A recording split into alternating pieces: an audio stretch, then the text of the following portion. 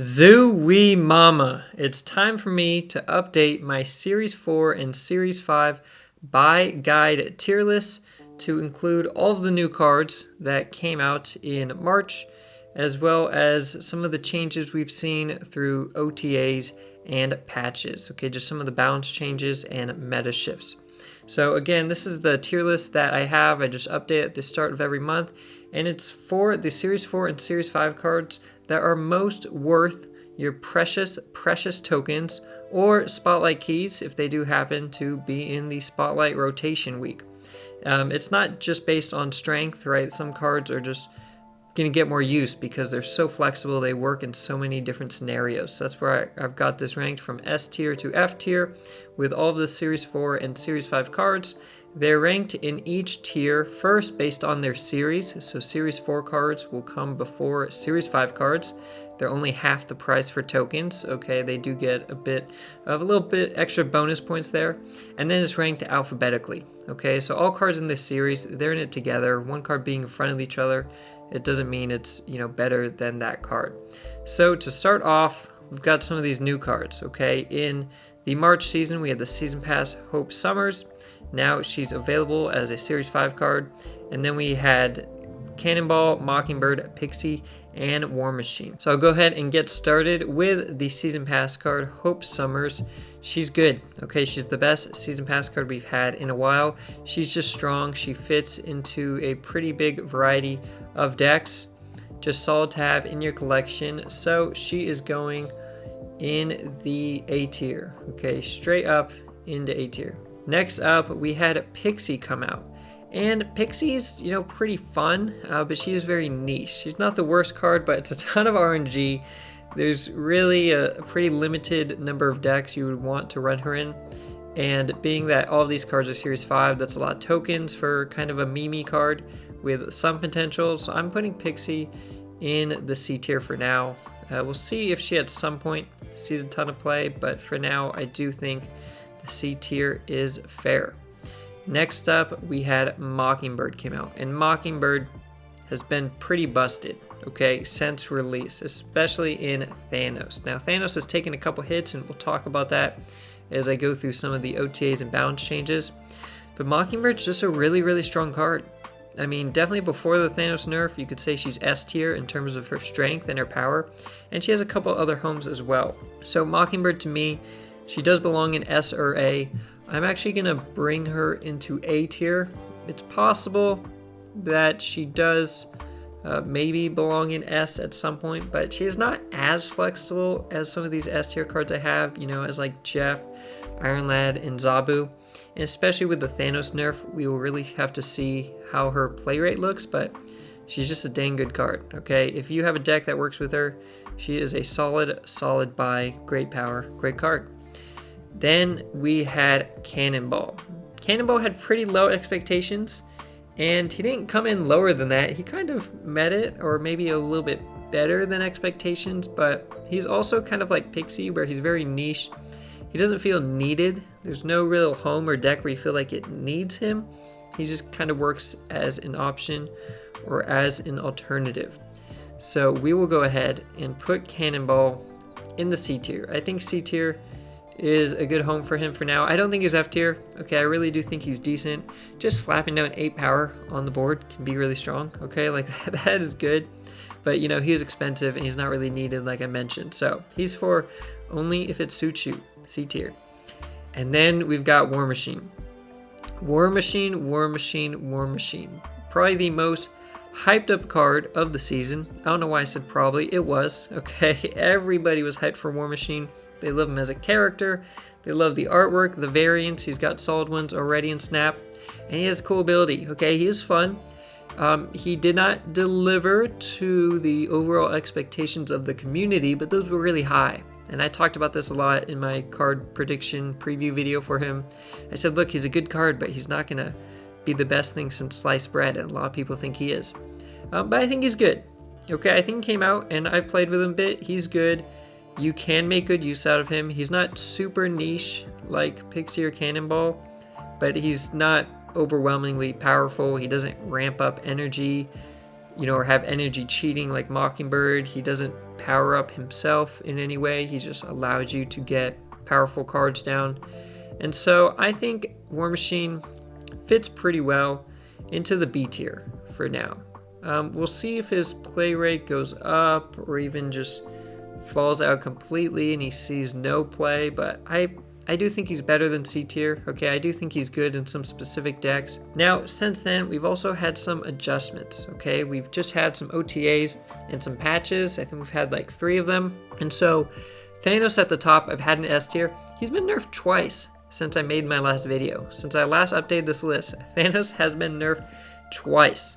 The first time it was pretty small. It was mainly to the Mind Stone, and then he got the bigger nerf to Time Stone and Thanos himself, where he starts in your hand.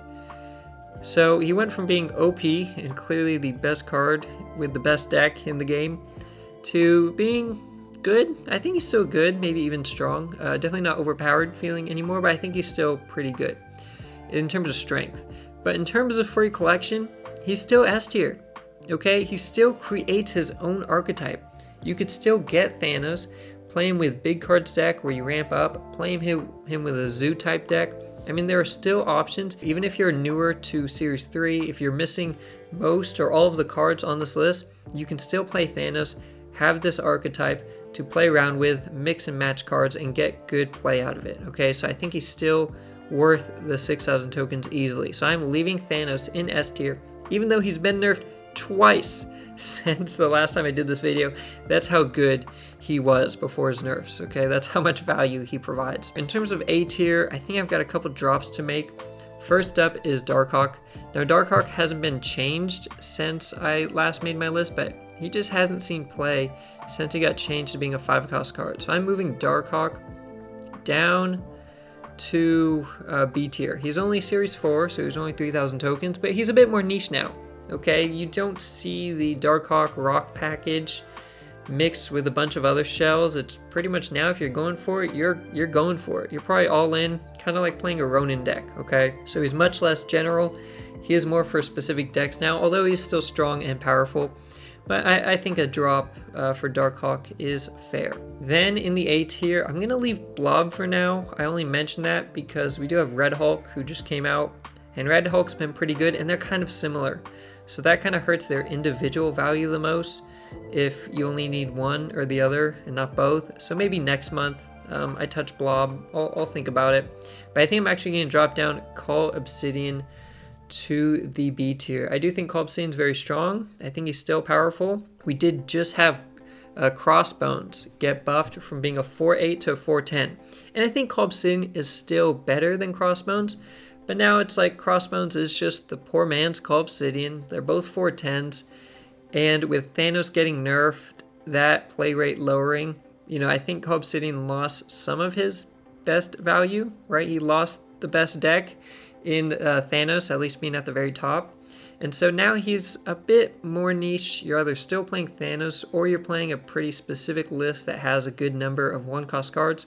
Otherwise, you could just play Crossbones, okay? So if you're a newer player and you have Crossbones, who's a Series 3 card, you don't really need to chase after Cull Obsidian unless it's for Thanos, like I mentioned. In terms of some changes for the B tier, I'm actually going to be dropping down Mirage. Mirage is only Series 4, but, we do have Cable, who got the buff somewhat recently, where he takes a card from your opponent's deck. And now we've got Baron Zemo decks that are milling people.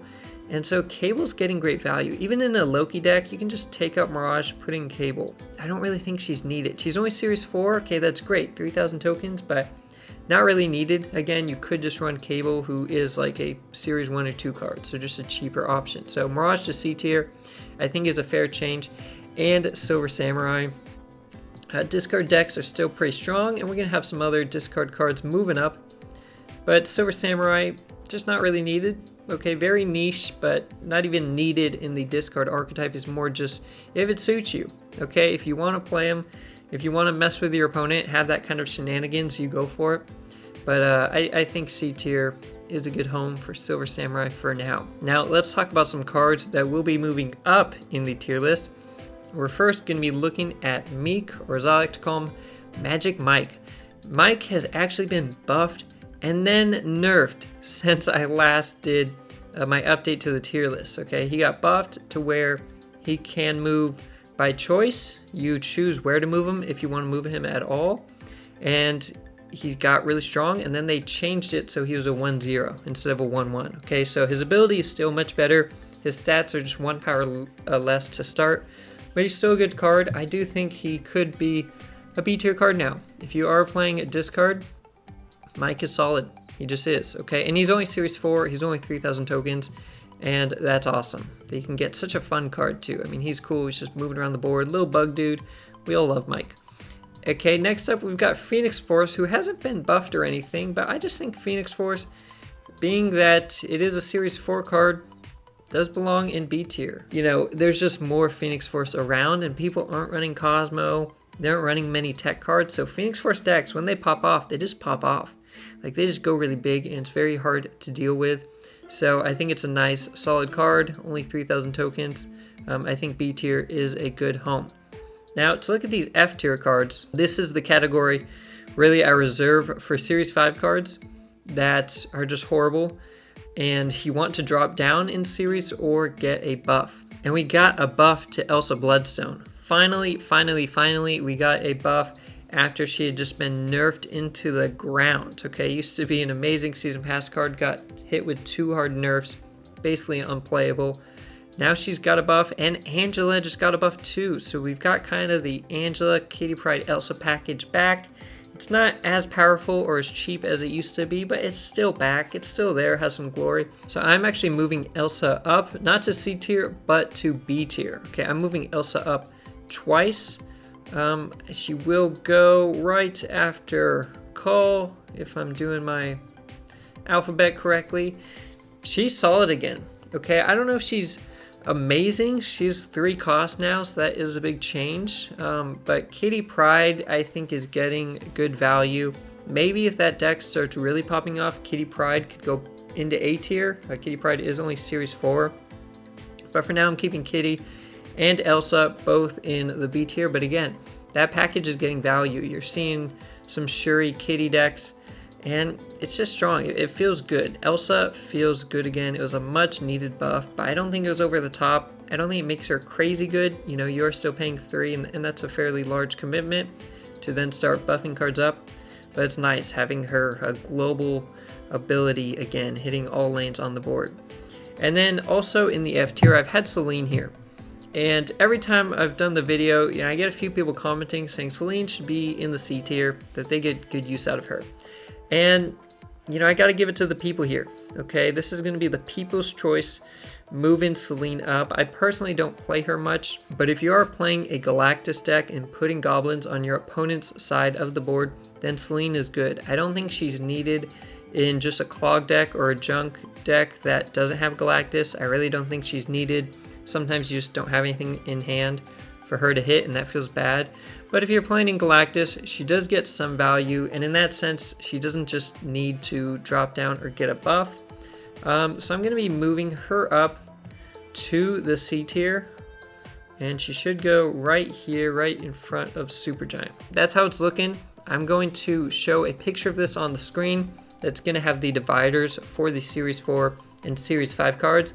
As always, I will update this list in my Discord. I have a channel in my Discord for resources, and this list is one of them, so I keep it updated there. Let me know what you guys think of the new March cards that we've had, where you think the April cards that have already come out or are about to come out might fall on this tier list when I go to update it next month, and if there's any other significant changes you believe should be made. Any cards you feel I'm not doing justice, or any cards you think I'm ranking too high.